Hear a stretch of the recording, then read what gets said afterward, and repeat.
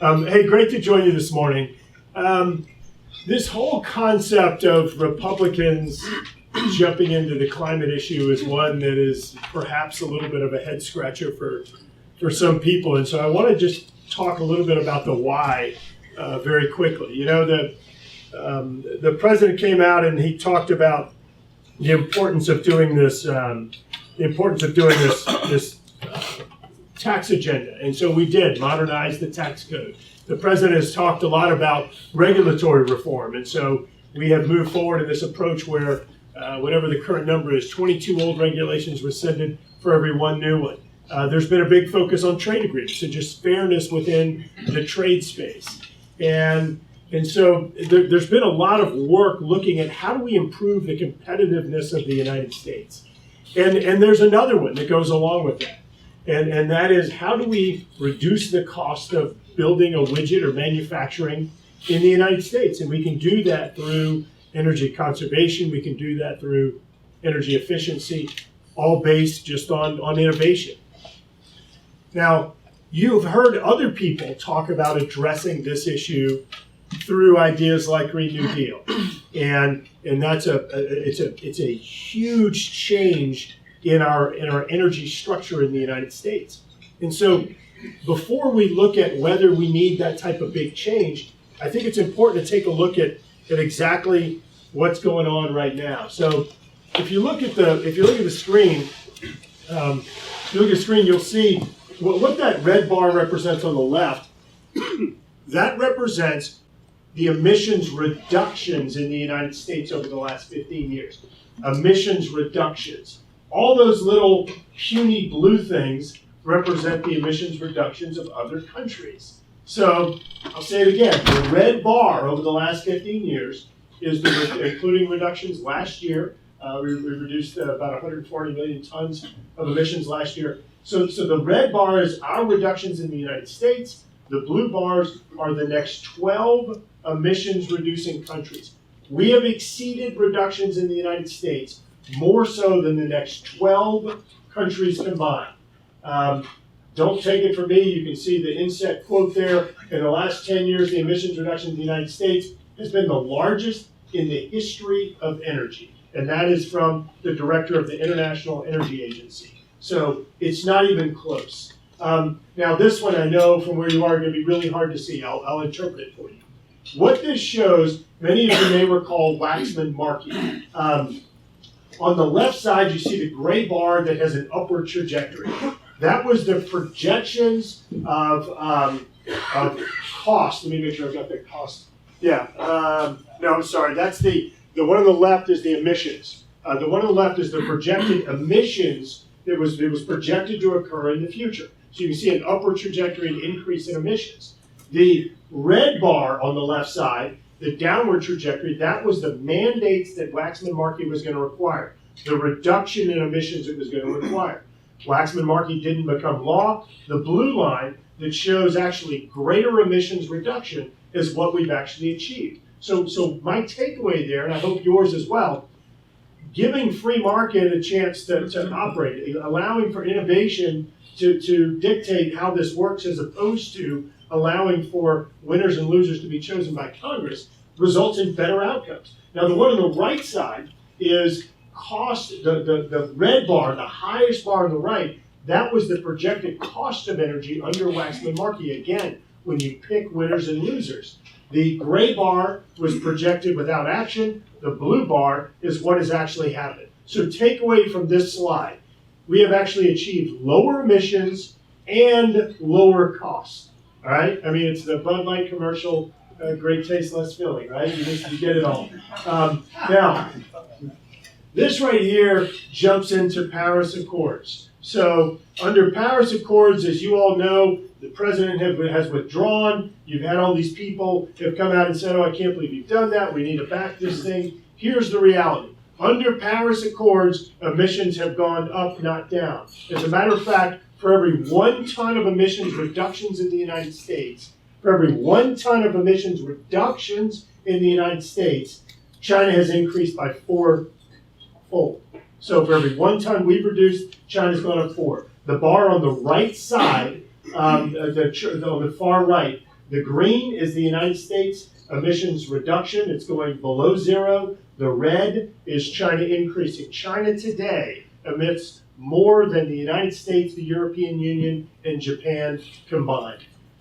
The one on the left side shows it's just a comparison to other states, other countries, their emissions. The far bar on the left, on the very far left, the green one, going down is the United States. The far right bar in that same chart, that's China, and the one next to it is India. So China, under the Paris Accords, is being viewed as being a developing nation.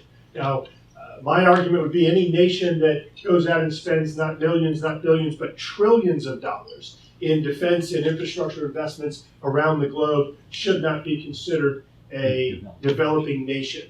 And so I think that them being allowed to continue increasing emissions under the Paris Accords through 2030 is absurd.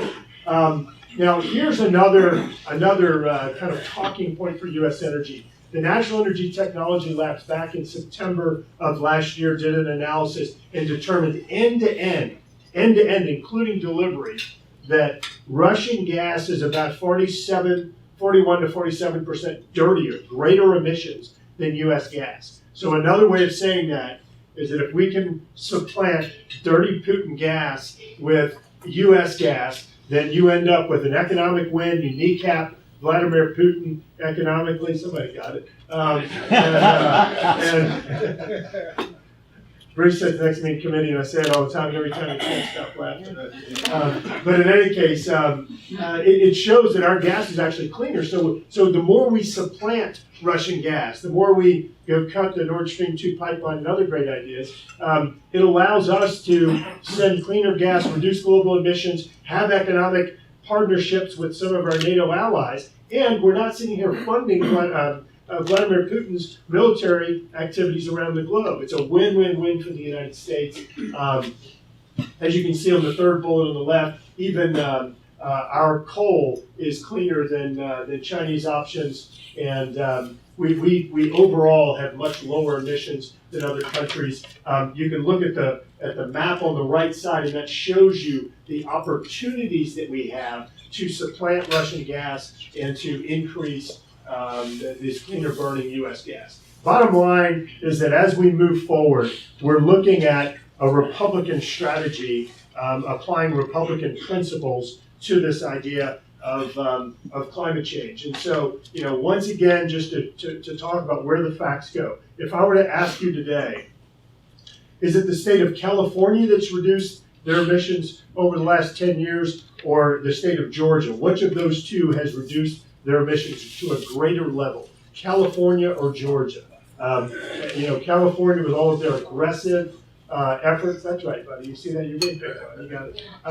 No, but this one's actually a real statistic, unlike the other ones you fabricate in committee. And it's actually good for Georgia, unlike your football team. So the deal is I follow you. I know. I'm well aware, and I've seen you speak before, so I'm going to keep digging it. So, Buddy and Bruce, I'm not kidding. These guys are two of my best friends, and we came in together, and they're absolutely fantastic members. Love both of them, and love work. I really do. But here's the thing. So that Georgia, California thing. So look, these are real statistics. People are talking about Green New Deal. You were talking about flipping over energy generation in the United States, fundamentally changing this major part of our economy. Here's the reality. Georgia has reduced emissions 22% over the last 10 years during the period that California has reduced 1%, and California is importing 80 million megawatts of energy from adjacent states, and that doesn't even count against their emissions, so they're probably actually going up. 80 million megawatts is effectively how much some states consume in a year. So Georgia, 22 times emissions reduction as compared to California. And they're not out there mandating all of these different types of sources. So I can't say it enough. What we're doing in the United States, and by the way, your electricity prices are, as I recall, I think they're about 70% of what they are in California. So, I can go on and on. Cumulatively, the 40 states that do not follow this California model have reduced emissions 9%, where California has reduced 1%. So the facts, the data do not show this crazy let's make a 180 in regard to energy policy. It shows that if we double and triple down on the successes over the last 15 years, we will have cheaper energy prices, we will have lower emissions, and we will, most importantly, be able to base this on U.S. resources. Path moving forward is basically applying Republican principles and fact-based decisions from the past, and moving forward, carbon capture.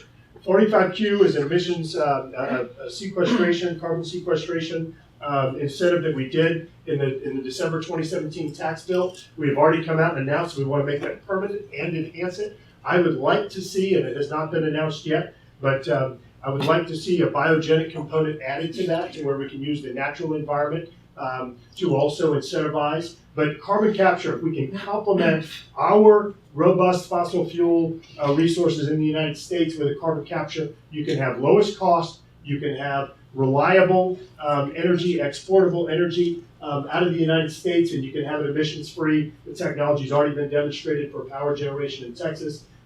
Clean energy, right now the United States spends more money than every other country in the world on energy R&D. Let's make sure that that strategy is modernized and reflects our energy resources in the United States to where we're not dependent upon battery storage, critical minerals from China, Africa. Let's make sure that we're basing it on U.S. resources. Let's make sure that, again, whether it's oil, gas, whatever it is, that it's based upon U.S. resources, so modernizing that strategy. And as I opened up with this whole concept of energy efficiency and conservation, we are the innovators. I think we have an opportunity to lead this next generation of the energy revolution. And I think that we can do it in a way that does not allow China to steal our intellectual property and sell it back to us for cheaper. I think we can do it in a way that will allow us to be thoughtful in the process and not subject ourselves to importation of gas from Russia, as we saw up in New England states whenever they refused to allow for pipelines to be built. And so it helps out our trade deficit, it helps out jobs in the United States. It's based on our resources, and we're not sitting there paying for military activities of some of our adversaries. Fact-based, it's all about carbon capture, clean energy, and conservation. We're going to be announcing probably 2 to 3 other components of this overall strategy, and just working on input from a lot of different folks all over, stakeholders all over, to make sure that we do this in a very thoughtful manner. So with that, turn it over to Buddy, I guess. Great. Perfect. Well, thank y'all very much for having me here today, and I appreciate Garrett finally showing up. I'll be a few minutes late, but it is good to be here. Just a couple of things real quick before I get started. Jim asked me to just mention something about the coronavirus. As many of you know, currently I'm the only pharmacist serving in Congress. I practiced pharmacy for over 30 years, and of course I'm very familiar with the flu. I'm very familiar with the situation that exists now. None of us are familiar with this novel coronavirus, of course, because we don't know anything about it. And I think that's what the biggest fear is the fact that we just don't know that much about it. But we do know a lot about the common flu, and I think if some of you have seen the figures and the stats on the common flu, you know that it impacts a number of people every year, in the millions of Americans that have the flu. Even if you get the flu vaccine, you're still susceptible sometimes to doing that. And we know that it kills between 20, already this flu season, from October 1st through the 1st of May, this flu season, it is already, the common flu has killed between 20 and 44,000 people here in the United States of America. And that's the one that we have the vaccine for. And those who are most susceptible, of course, are those whose immune system is compromised. That would be especially those in the nursing homes. And I served as a nursing home consultant, so I've witnessed this, and I've seen the impact and the effects that the flu can have on a nursing home. I can remember one situation with a nursing home that I was consulting at that had over 100 patients. They had the flu because they didn't order their flu vaccine. It was late getting in. And I'm telling you, it literally wiped out that nursing home. So we have to be very careful with that. What can we do as individuals? Of course, we can wash our hands. We can make sure that we cover our mouth whenever we sneeze or sneeze into our arm. Make sure that if you have a cold, that's when you need to be wearing a mask.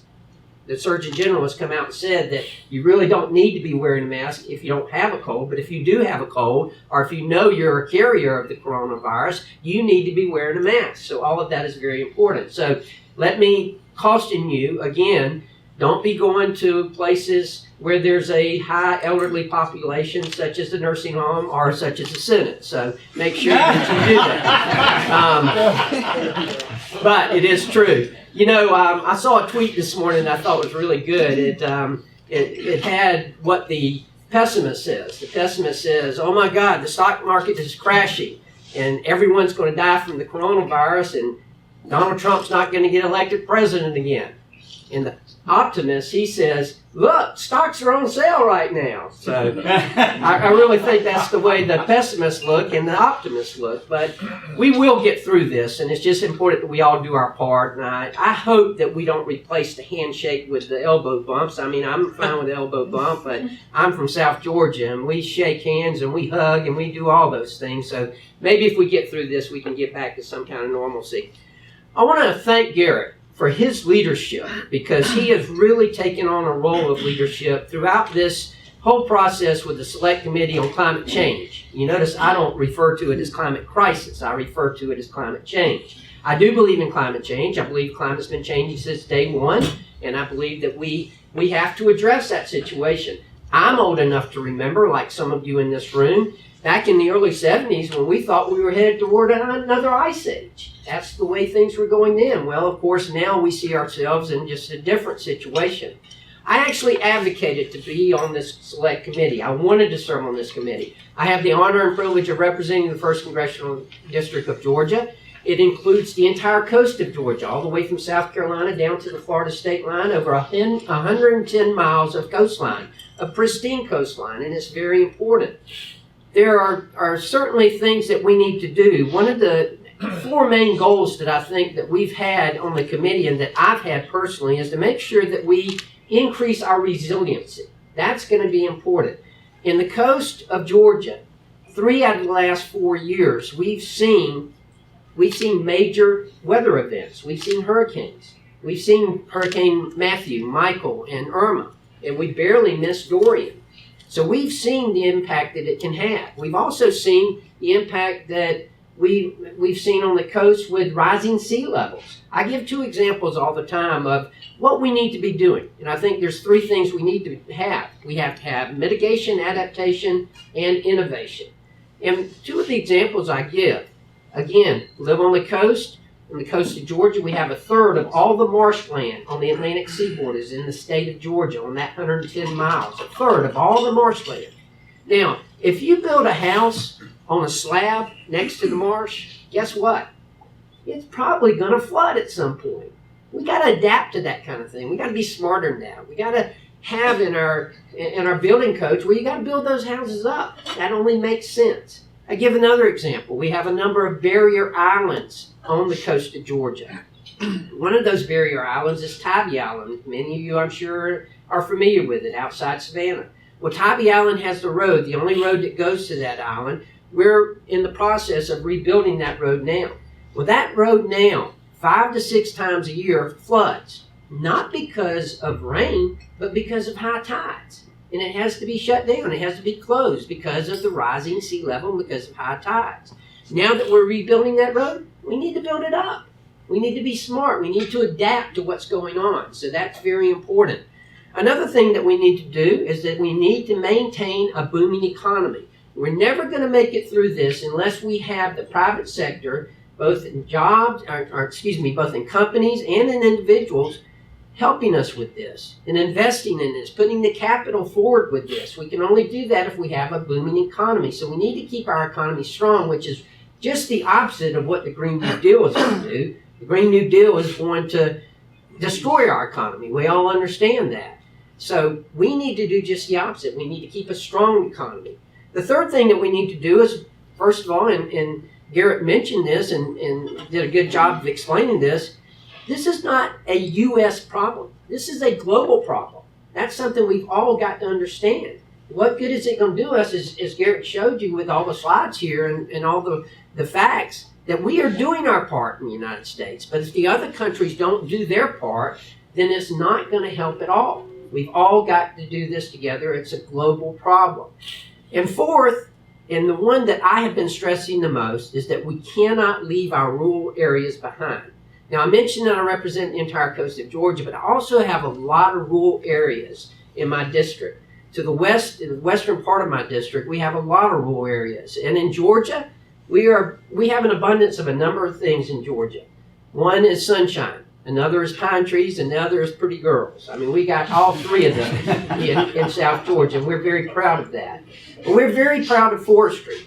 And much to the chagrins of my colleague here, Mr. Graves, we are the #1 forestry state in the country. Georgia is the #1 forestry state in the country, and I'll have a little bit more to say about that in just a second. But before I say that, it is important, and one of the reasons, and I took the liberty to invite Bruce Westerman here this morning because, you know, I may be an expert in pharmacy, but one of the things I think that really helps us in Congress is our diversity, is the fact that we have a citizen legislature.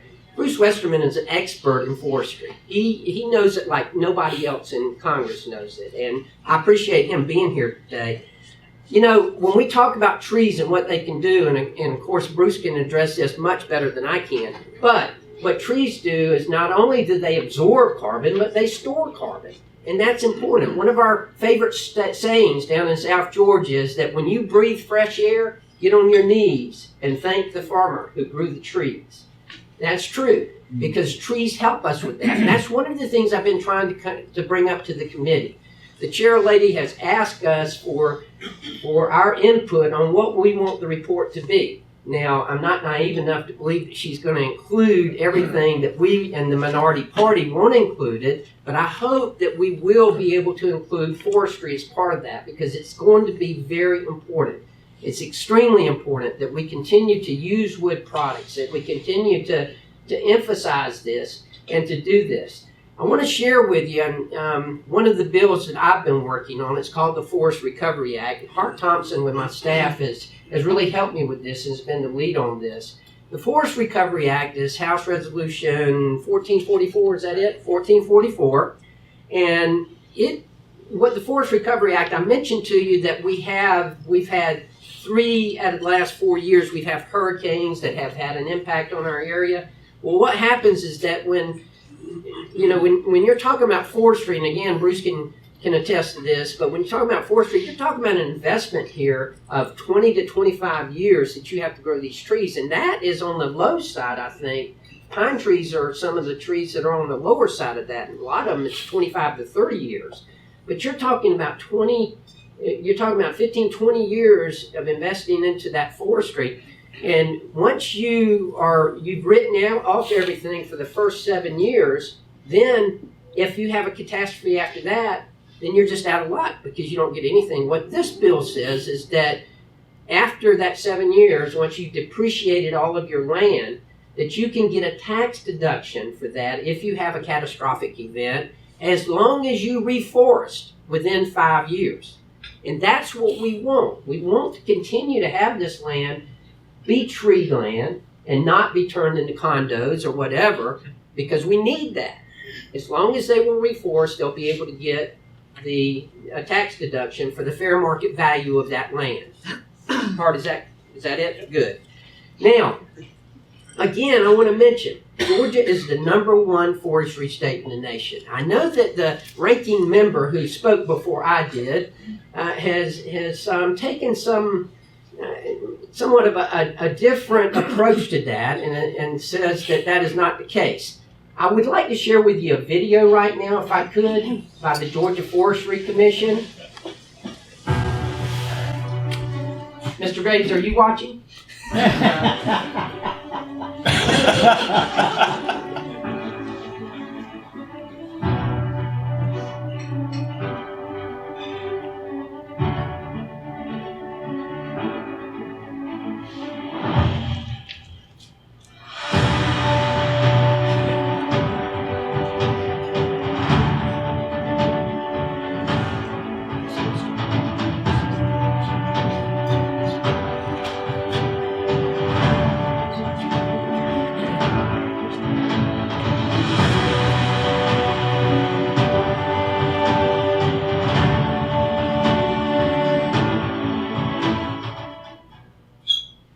So because Georgia is the #1 forestry state in the nation, and because Louisiana is not, I have some seedlings here that I want to present to the representative from Louisiana, some country seedlings. And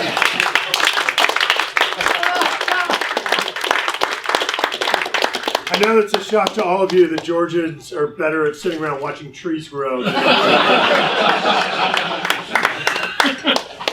And by the way, on your way out, we've got more seedlings. So if you're interested in one, please take one home. Please plant it. This is going to be a big part of what we have to do to address climate change and to really talk about carbon capture, because that's a big part of what the Republican, what we're rolling out as the Republican Party.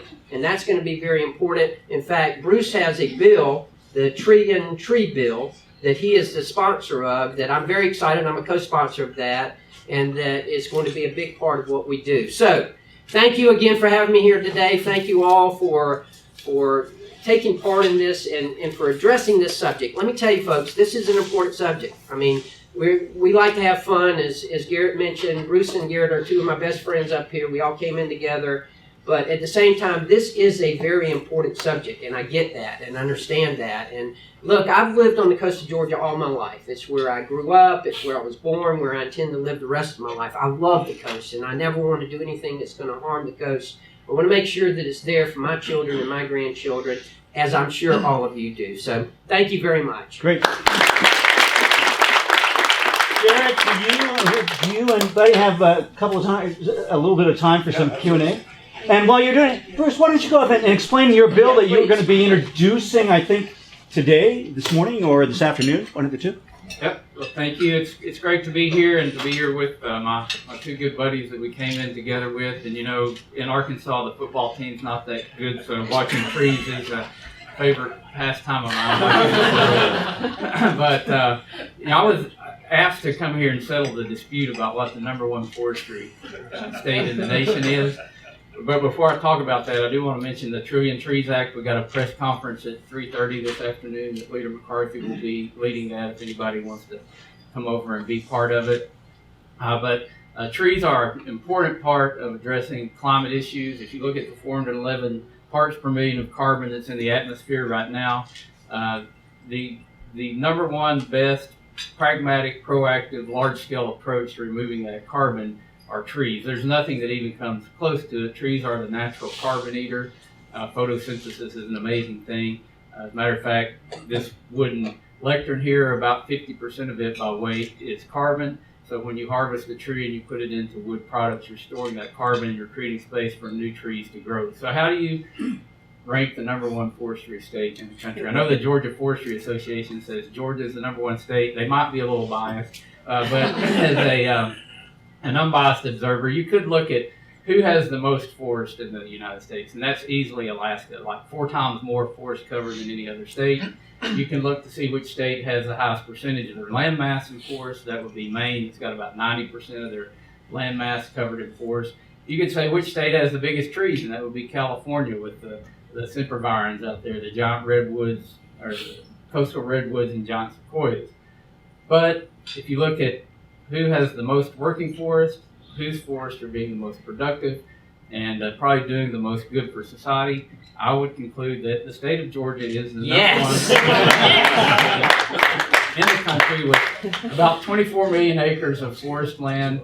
22 million acres of that are productive working forests. And just to put that in perspective, right now in the state of Georgia, there's 19 million more tons of forest in Georgia right now than there was this time last year.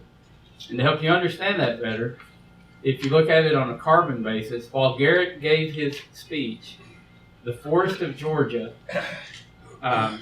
were sequestering about 9 tons of carbon per minute. So that's, in southern terms, that's 2 Ford pickups, 2 F-150 pickups. So while Garrett was speaking, the forest of Georgia sequestered about the equivalent of 30 Ford F-150 pickups. We live in a large country, and that's amazing that those forests are doing that. But they're sitting there doing it around the clock, whether it's in Georgia or Louisiana or Arkansas or anywhere else. So My wife calls me tree nerd and tells me I talk too much about trees, but it's a great subject, and I appreciate the chance to say a little bit about trees, and hope you'll join us for the press conference today, or find out more about the Tree and Trees Act. I'll turn it back over to the two distinguished gentlemen here that are on the climate committee. Great, thank you.